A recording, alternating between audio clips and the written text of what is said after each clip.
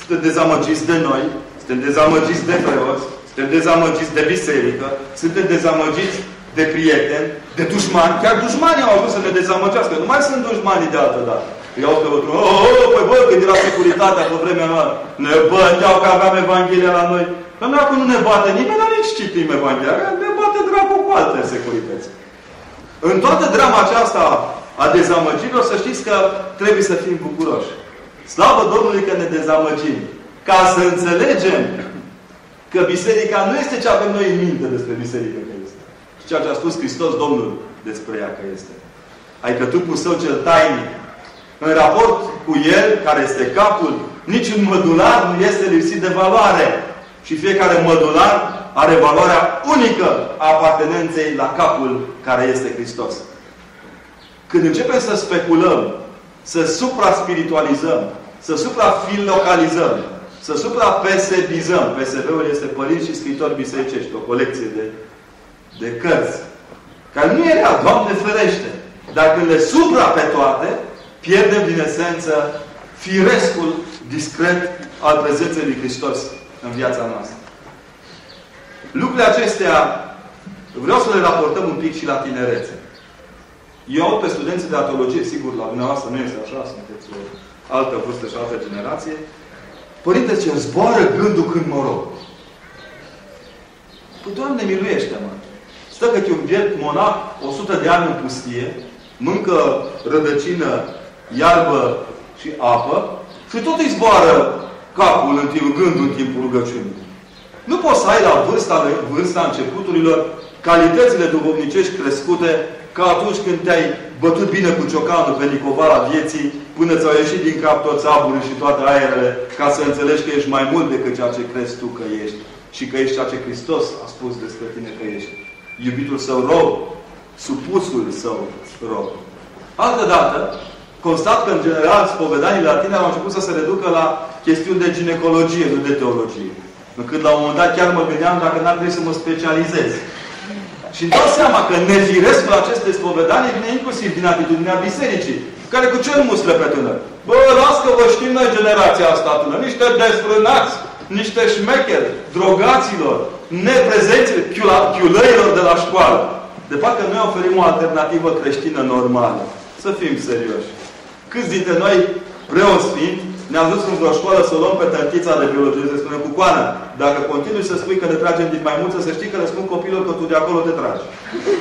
Câți dintre noi avem curajul să intrăm în universități unde mai predau materialiști dialectici de proastă speță, dar viniști în filozofie și cretinoism în experiență profesională să le spunem, nene, gata, du-te acasă. Liniștit. Demisionează.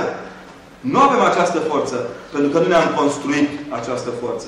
Pentru că n-am admis că dinaintea unor astfel de lucruri absolut nefirești, firescul bisericii este să reacționeze, să stea fermă, să nu îngăduie nici de o parte, nici de cealaltă căderea. Nici caricaturizându-L pe Hristos, nici gonflându-L pe Hristos ca pe o gogoașă furioasă. Orice e Hristos. Numai gogoașă furioasă, nu.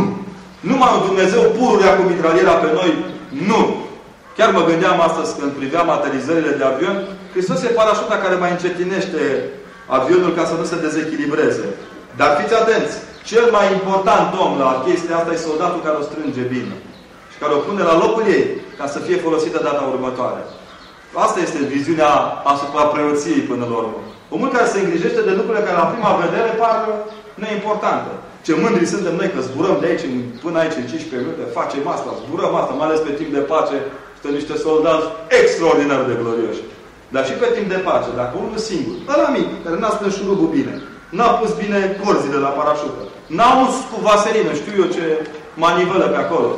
Dacă acela nu-și face datoria, toată gradoarea noastră, toată umflabilitatea asta noastră, pierde, se pierde și ne pierde până la urmă. De ce vă spun asta? Să vă aduceți aminte că sunteți absolut necesari lui Hristos. Fiecare în parte. Fiecare la locul lui. Chiar când sunteți cei mai umili dintre oameni. Mai ales când sunteți cei mai umili dintre oameni. Pentru că în rânduiala și planul lui Dumnezeu, niciunul dintre noi nu ne naștem fără misiune, fără ținta misiunii și mai cu seamă, Dacă se întâmplă să nu îndeplinim misiunea până murim, întotdeauna Dumnezeu ne rânduie sigur și o misiune după moarte.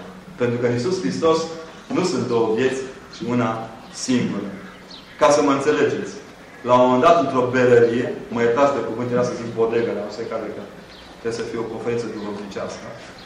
Deci, într-o berărie erau 3 muncitori. Apare crâșmarul și întreabă ce vor. Ăștia vor o bere, era cald, și întreabă pe primul: tu ce faci? Eu ce opresc pietre. Pe al doilea întreabă: tu ce faci? Eu ce opresc pietre ca să construiesc un zid. Ca al treilea întreabă: tu ce faci? Ăsta am făcut: eu ce opresc pietre ca să fac un zid pentru o catedrală în care se vor ruga oameni. Toți făceau același lucru. Erau membrii aceleași echipe. Dar fiecare avea o altă viziune unică și indestructibilă asupra misiunii și finalității misiunilor. Nefiresc este, într-o biserică cum este cea ortodoxă, să dormim pe tezaurul pe care Dumnezeu ni l-a dăruit. Să nu folosim preoții, să nu ne folosim cărțile de rugăciune, să nu folosim Scriptura, să nu folosim cărțile Sfinților ca să ne dumirim. E nefiresc. Cum este absolut nefiresc când iau pe câte unul dintre tinerii noștri ortodoxi că ei sunt demotivați. Au zis cuvântul inventat de dracu. Demotivați. N-au motive. Mă întreabă studenții: pentru ce să fac teologia? Bă, tată, păi ai făcut teologia să-ți montezi Xerox pe tine? Să te faci pururea purtător de reverendă? Sau ori te-ai făcut teolog să înțelegi mai multe din ceea ce Dumnezeu descoperă ca să fii mai bucuros de Împărăția lui Dumnezeu? Ori dacă nu te-ai făcut pentru asta, stai în banca ta, că și dacă ai ajunge arhiereu. Și din nefericire unii chiar ajung. Și dacă ajungi arhiereu, nu vei putea transmite nimic din învățătura de credință via bisericii. Pentru că nu crește în tine. Și biserica nu merge pe apendicuri din acestea montate pe neapărat. M-a trimis mama, m-a bătut bunica ce mă fac păpă, comunitate. Și cine te trimează să te facă? Oamenii din sat.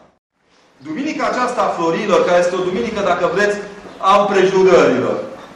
Oamenii se strâng acolo, nu? Și spune, finalul versetului din Evanghelia spune clar. Și toți se duseseră nu atât să-L vadă pe Hristos, cât pe Lazar pe care îl înviase.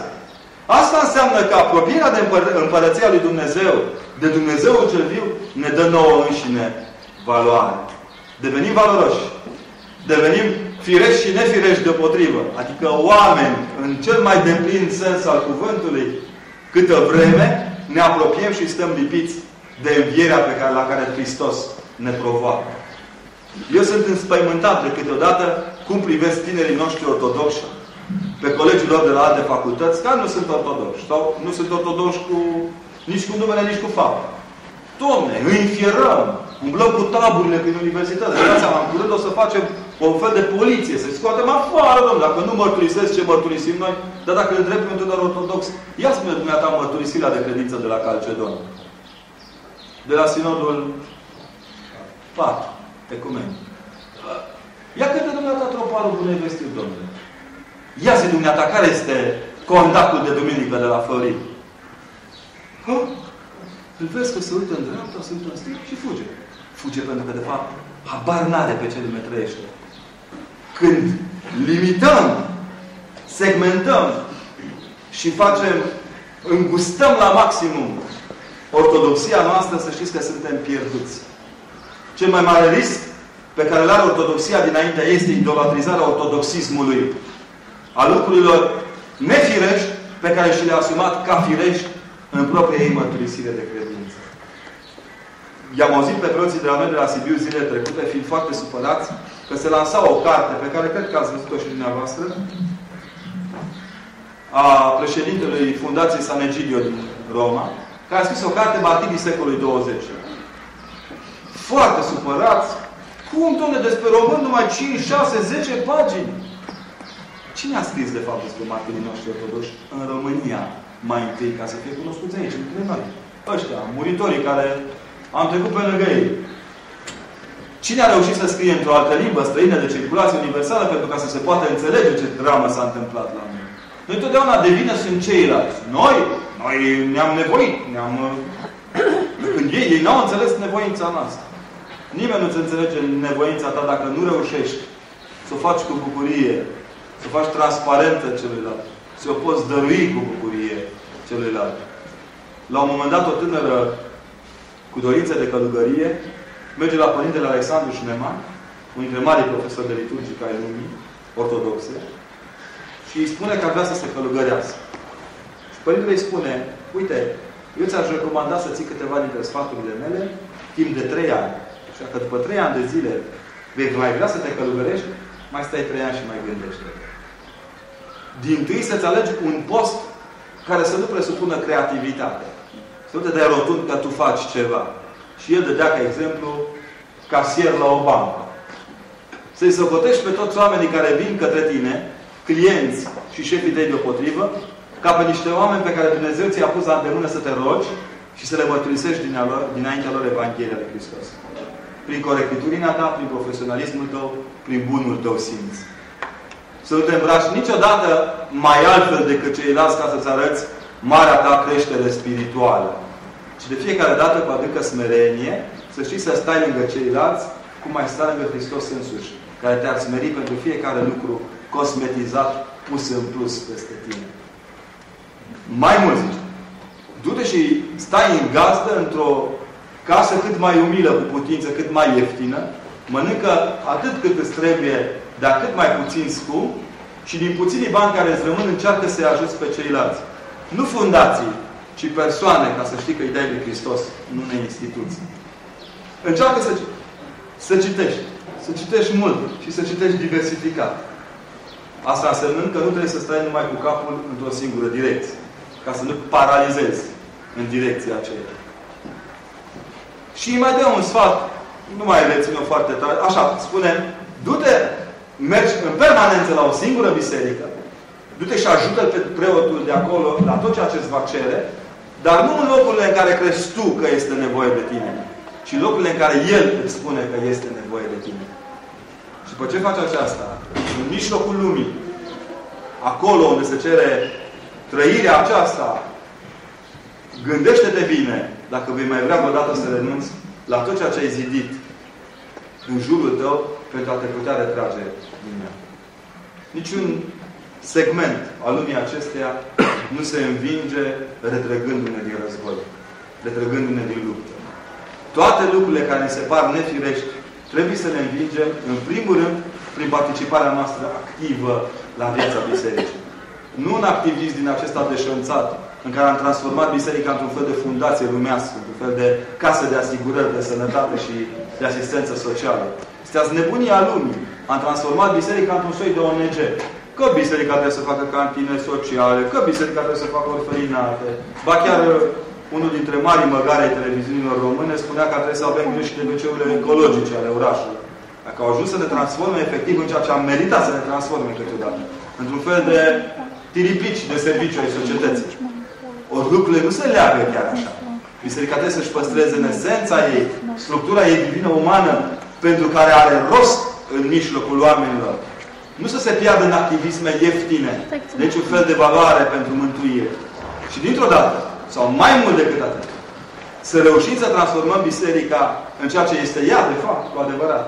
Locul din care privim cel mai drept, mai ferm și mai bucuros către Hristosul Slavei, care se pregătește de fiecare dată să ne vină în întâmpinare. Știu că multe lucruri pe care vi le-am spus sunt firești. Și știu că multe lucruri pe care vi le-am spus sunt nefirești. O parte dintre ele poate că nu coincid cu părerile dumneavoastră. Este părerea mea, la care nu țin neapărat, dar pe care, credeți-mă, că am întors-o pe toate fețele înainte de a o exprima. Aș vrea să vă doresc, sau să vă rog un lucru important. Când veți vrea să mergeți la spovedanie, să ieșiți din ritmul unei analize psihosociologice, în care toată lumea e de vină, până și Dumnezeu e de vină de păcatele noastre. Nu eu! Domnul a îngăduit să mă duc să mă fac așa, sau să fac așa, tot felul de prostii, mă îmbăt, umblu după bărbați, sau după femei.